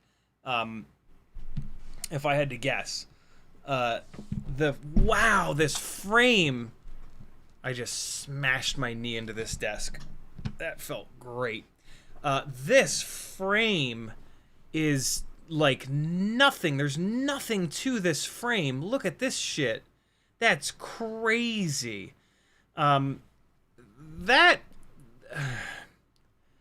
might be a little extreme. I feel like if you're having tuning problems with this build, I would probably blame this frame.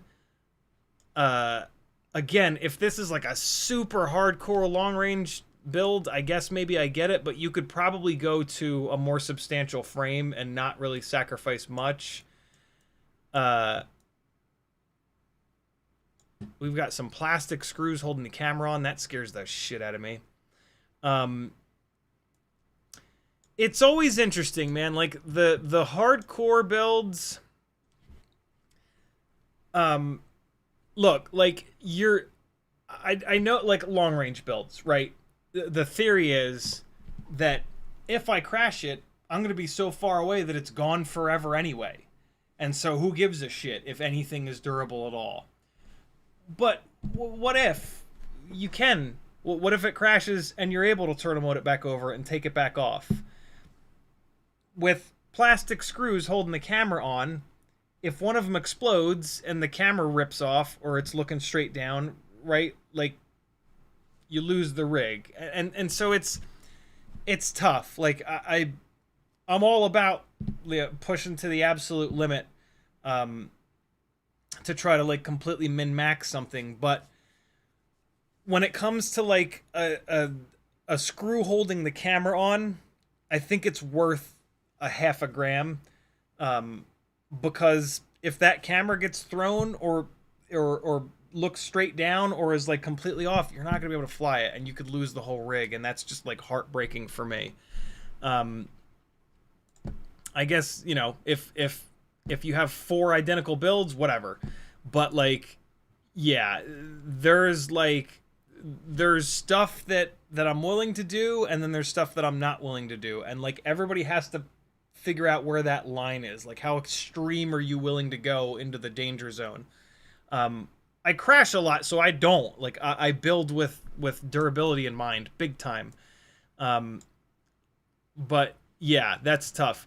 No prop screws here. These motors probably don't make enough power for that to be an issue. And this would legitimately fly better with no prop screws in it, especially like itty bitty motors running on 1S. Like, yes, this is going to perform way better. Scares the shit out of me. I would do at least a plastic 2 plastic screws in each one of these motors just to keep the prop from flying up and off. Yeah, this is a pretty hardcore build. 1S would drive me crazy. On this big and heavy of a propeller, the response time is going to be pretty awful, which is going to make it really difficult to tune. But ultra long range rigs, super extreme long range rigs are almost always like that. They run a really small motor and the response time sucks. It's about long distance, not about having it be locked in and freestyle ready. You know, this is the rig that kind of can't be crashed because the camera is hanging all the way out the front and you're just going to obliterate the camera. And so, to some extent, I get it. Yeah, very cool. Very cool build. Not my thing, but if I were to do a build like this, I would 100% do it 2S. I would not. 1S on 3-inch props is excruciating, in my opinion. The response time is so bad. It feels so heavy. It feels so floppy. It's brutal. And so and this build on 2S with like these same motors, but in like 8,000 kV, would fly so much better, and it would be more efficient. Because you're not, the amps are going to come way down. And so, like, if this is one of those, like, let's see how far we can push 1S builds, okay, I get it. But this going to 2S is going to fly a lot better and give you better efficiency because the amps aren't going to be through the roof just from asking so much of the lowest voltage, right, 1S. So that's personally what I would do, but you would need a different AIO. You would you would need different motors. 11,500 kV 1202.5s will work on 2S, but not on a tri-blade 3-inch prop. That's for sure. they're going to work on like a tri-blade 2-inch prop or a bi-blade or at least a low-pitch tri-blade 2.5-inch prop. So yeah, super interesting setup to push 1S really far, as far as possible. We beefed it. Wait, no, I didn't beef it. Jesus of Suburbia. This is I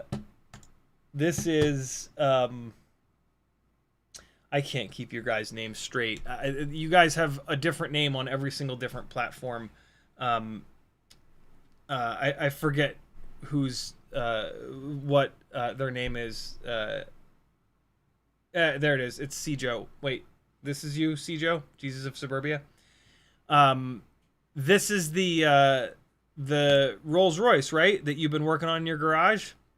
It looks really clean. I like the blacked out wheels. Although a pet peeve of mine is shiny black wheels on dull tires. But I also hate tire shine. Or a Bentley. It's a Bentley. Sorry, it's not a roller. And so what? Yeah, I would either go matte on the black of the wheels to match the tires, or run tire shine. But don't run tire shine. That shit's horrible. It's looking good, dude. The last time I saw a picture of it, it was a basket case. Jesus. Look at all the bright work in the front. All this chrome. What a fucking nightmare that is. Jesus. Dude, that's a lot of work. Oh my god. Oh my god. The fucking... It's a Chevy van, isn't it? No, it's an Econoline. It's a Ford. Oof. Rough. Rough up front. What the hell? Oh my god. I'm assuming that the frame is straight. Dude, this is a lot of work. I hope it was cheap. I mean, everything looks to be lined up somewhat right, but goddamn, this is going to be so much work. That looks like a hole there. Van life, man. What is this? Is this a 70s? Is this a Ford Econoline from the 70s? I don't think it doesn't look like the 80s. I think this is a 70s full-size Ford van. Good lord, bro. That's a lot of that's too much work to even look at. Now we're talking about old school 50s step side. I'm not a pickup truck guy at all, but when they have these big fender wells like this and then like the step side, that's pretty cool. Ford F350. Yeah, this is either 50s or 60s. I'm going to guess 50s. The wheels look awesome.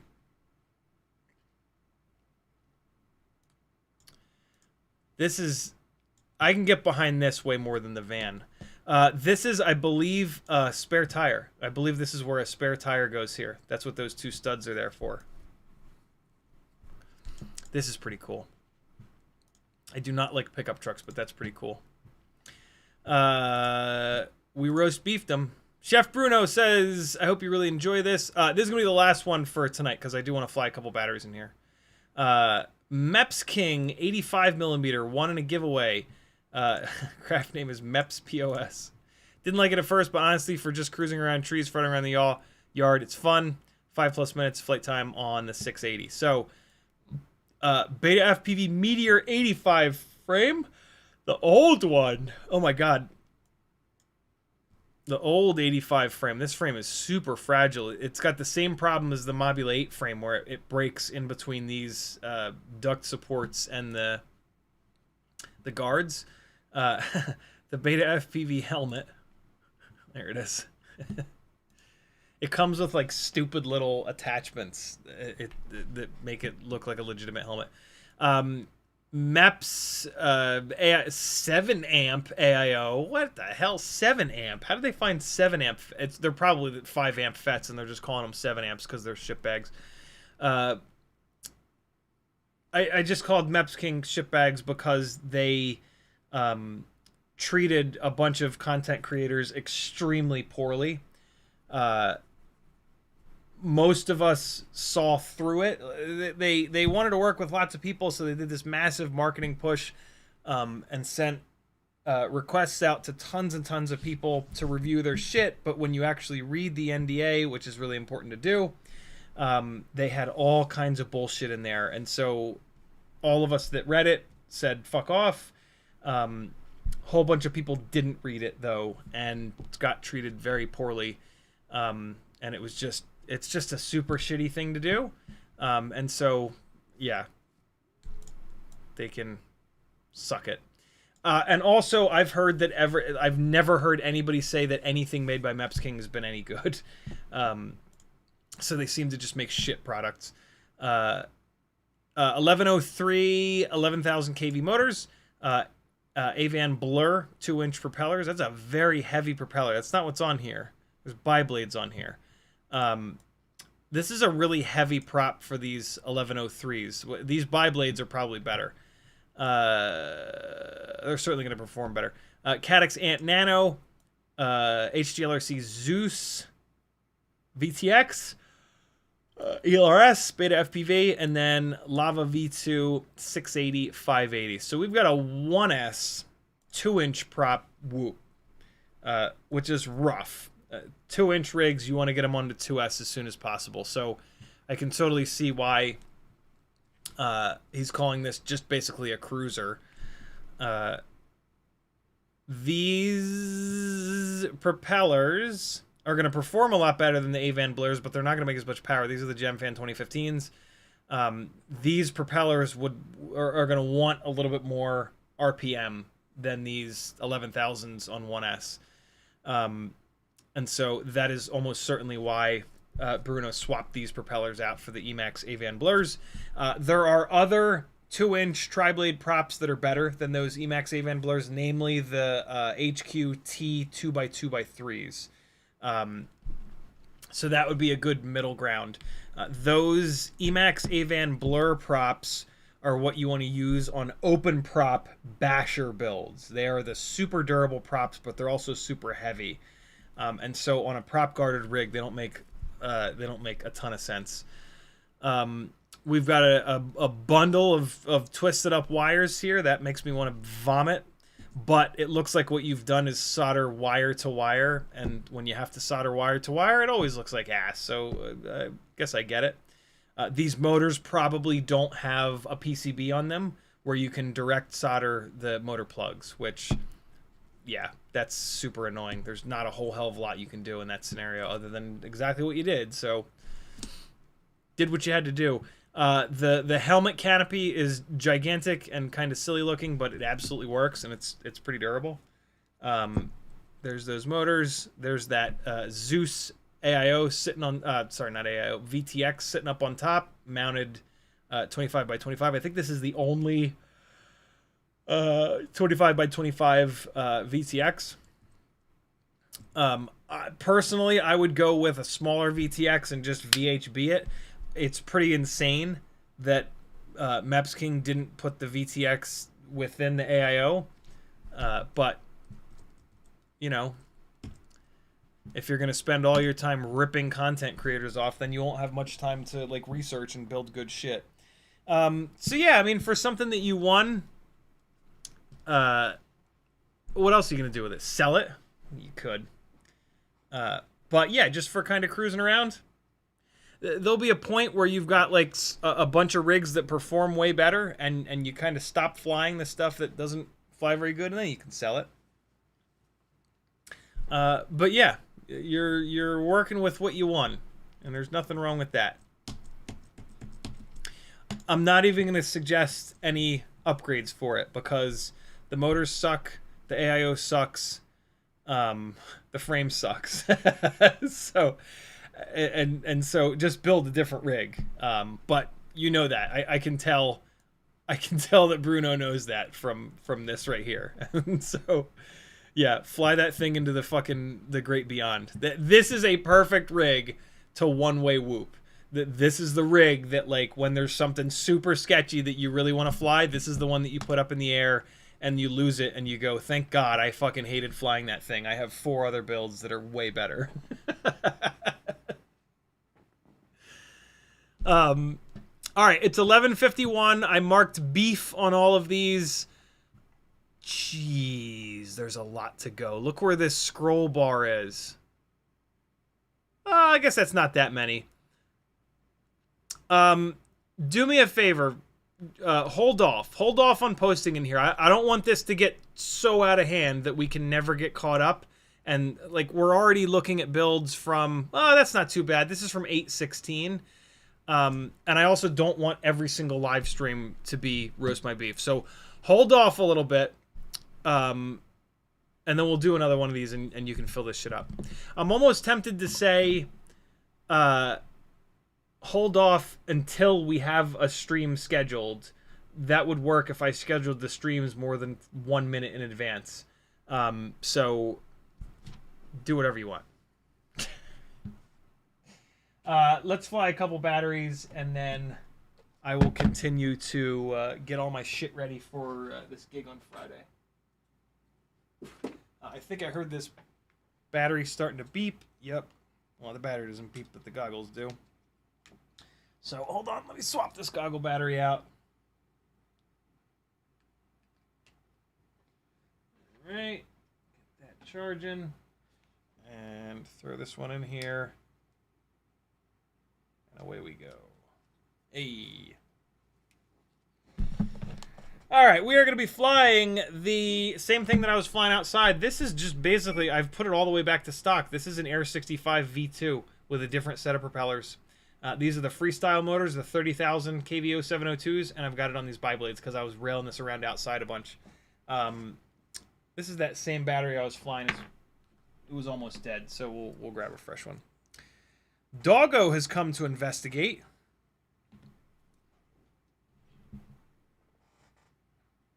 Teddy, back up. What are you doing, yoga? You doing downward dog?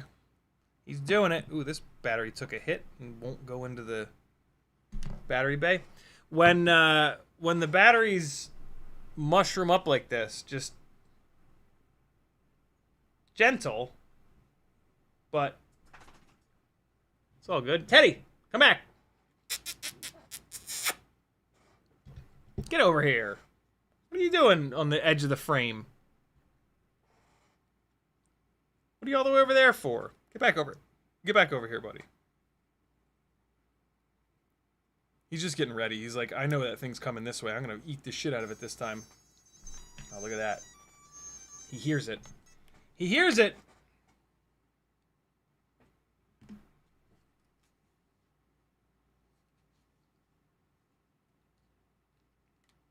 All right, here we go. This will be interesting. Bi-blades inside. I usually don't do that. They're awful slidey for flying inside. I think this camera might be a little dirty. It's probably cobwebs from flying out in the backyard. Oh yeah, much better. I think. Yeah, it's totally better. Here we go.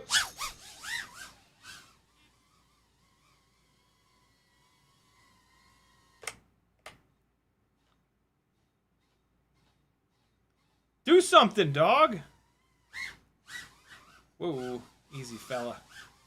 Man, the response time of these bi-blades is just absurd. Oh god, no!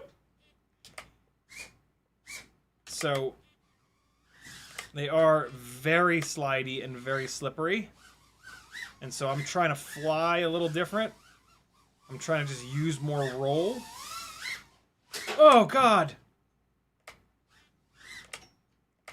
Yeah, these props are so good outside, though. Oh my god. Oh boy. Whoo, it nipped that. It actually nipped that gate. Oh boy, these are hard to fly in here. Good lord.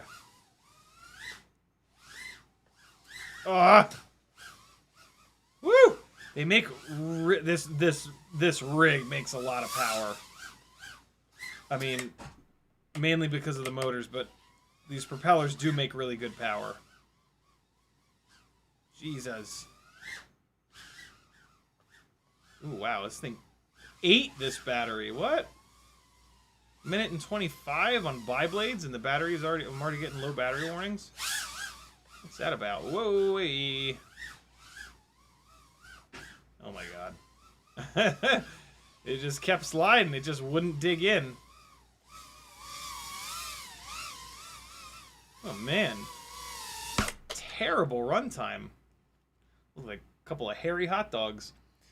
Maybe that battery is on its way out or something? I was getting better runtime with this outside. Let's fly another one. See if it gets any better.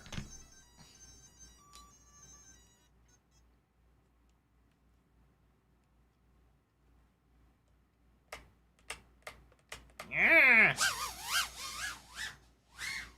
Hey, wow, it just goes end to end in this room so fast with these bi-blades. Good lord. Oh, shit. We got a little bit of light in here. Look at this new dining room table. It's alright. Neither one of us love it.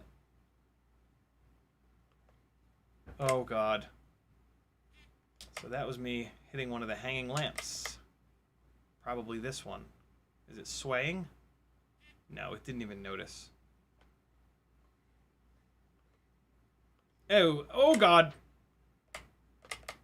Hard flying up here in the dark. What did I just knock over? Or is that just a dog toy? It's a dog toy. Yeah, the response time of these fucking propellers is absurd. Like, you blip full throttle, and it's just gone. Wow, yeah, it's so many overcorrections. It is really incredible how different these propellers make this thing fly. See that bounce? Wow, way!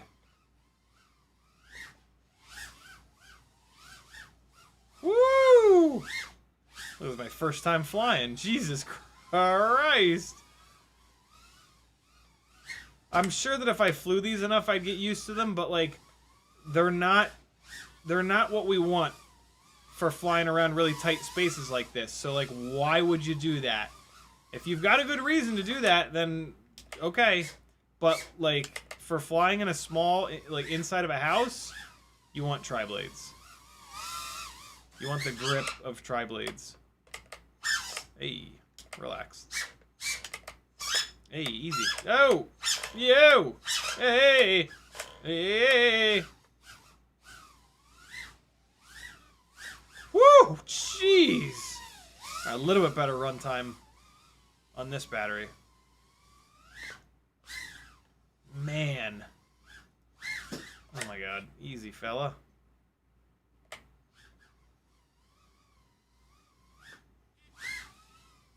There we go. That's what I was trying to do. Oh man! It just won't change directions. Crazy. What a difference.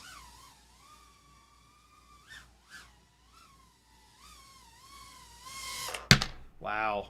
I can't even get, well, you know, the if I have any throttle expo on here, the throttle expo is set for tri-blades, and that could explain why I'm kind of bouncing up and down so much.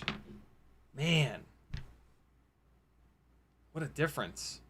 It's great to do this every once in a while, though. I'm not going to say it makes you appreciate tri-blades, but it solidifies your choice to fly one thing versus the other. All right, last battery here on this little thing, friends. This is an outdoor build being flown inside, so of course it's a mess, but it's a fun mess. This canopy is also not sitting level, so my camera is not sitting level. That never helps anything. Not only is the camera not sitting level, but it's pointed to the right a little bit. That's kind of stupid. Let's get that figured out. All right, and so that should be a little bit better. Here we go. Let's give it a shot. One more try.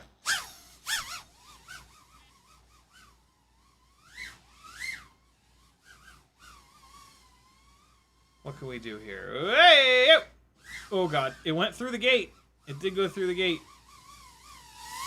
Man, I have to do like a shorter throttle blast. Like, by the time I get it up to, oh boy, by the time I get it up to full throttle, it just throws itself.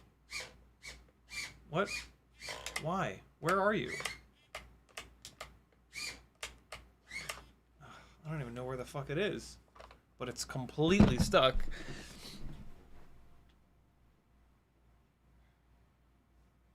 Ah, it's behind the shelf.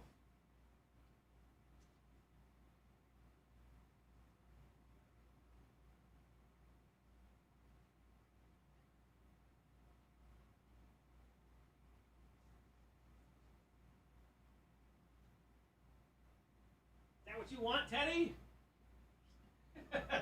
Oh, I probably got his snot all over the lens doing that. That was probably done. Whew. Alright, here we go. Woo! Jesus Christ! Yeah, this makes this room feel really small. Which, like... Which I don't personally like. I want this room to feel as big as possible so that I can do as much stuff as I can. Oh, boy.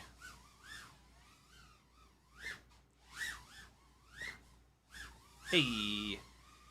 I like how crisp they are, though. That this, like, whap, whap, whap. I mean, we get plenty of that from the the lightweight tri-blades, but oh Jesus! But this is like next level. So doing stuff like that, where you're sliding backwards, is one of the things that these bi-blades are going to do really, really well. And so, like, you want to, you know, if you choose to go with these bi-blades, you want to do stuff that they do really well.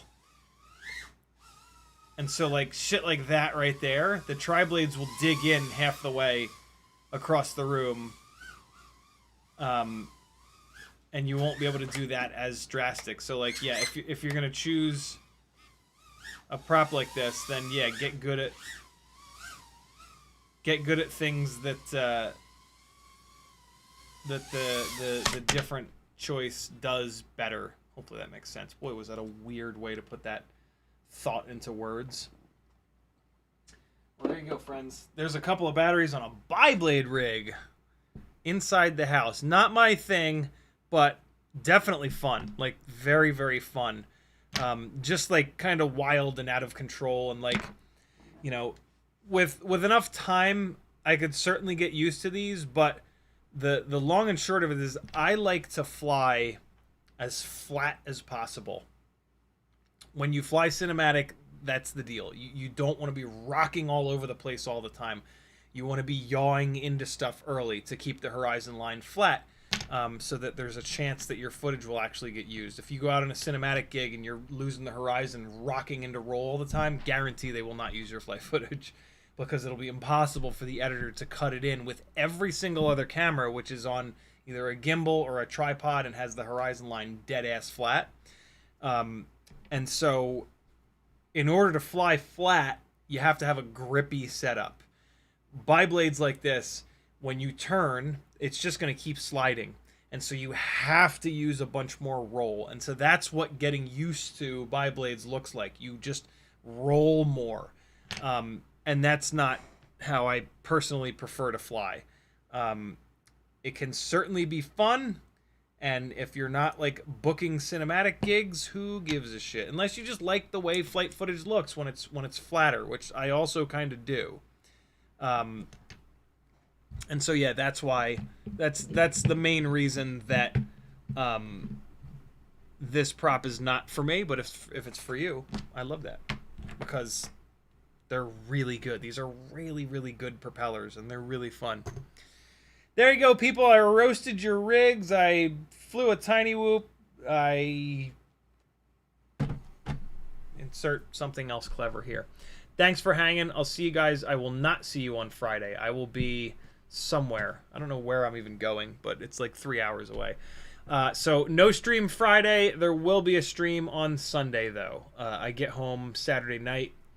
And so, yeah, I'll see you Sunday at 3 o'clock Eastern Time. Be there or be square. Here's some flying out in front of the house with, nope, behind the house with, let's see. Let's see, what is this? Quick test of What do we got? 40,000s. All right, quick test of 40,000s on 40,000. 1210 weBLEEDs 1210 on a 5 amp AIO, Crazy G473. This is the Crazy G473 build. Bye bye! See you guys Sunday. Have an excellent rest of your week.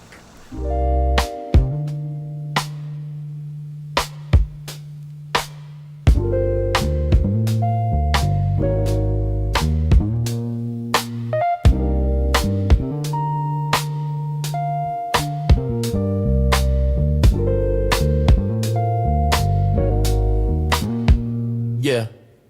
Out in the yard where the grass grows wild, CiottiFPV's goggles locked, grinning like a child. Teddy Spaghetti's fur flies and jet wash dreams, yeah. Chasing small whoops like a dog possessed fiend. Eyes on a neon blur, hard in the chase. Bit fuzz and prop spin all tangled in place, yeah. Four-legged rebel with a rotor stir tail in the circus of the sky. They never fail. CiottiFPV, Teddy Spaghetti, dynamic duo kings, barking at the breeze, throttling at top speed, things zooming through hoops, flipping in style. That schnauzer's got throttle and a toothy smile. Yeah, yeah, yeah. Soddy's on sticks, Teddy's on paws. Side by side, legends breaking all the laws. Through the kitchen, over couch scale terrain. Backyard mayhem in their flight domain. No ground too sacred, no loop too tight. Fuzz, fuel, fury ignites the night. When pilot and pup lock eyes on the prize, every whoop they conquer is a fresh cut surprise. Yeah, yo, Soddy behind the sticks, Teddy's leading the pack. Prop guard missiles unleashed, never looking back. No leash, no map, just freestyle mic. They on the dog drone streets every day and night. Said whoops, hitting low, gotta nail the dive, Teddy. Push throttle up, feel the beast come alive. I see the neon arc, got the sticks locked in, Teddy. Yeah, let's rip this loop, ride the roar of the wind, Teddy. Yep, yeah. CiottiFPV, yeah. Teddy Spaghetti, yeah. Diamond and duo kings, barking at the breeze, throttling at top speed, zooming through hoops, flipping in style. That schnauzer's got throttle and a toothy smile.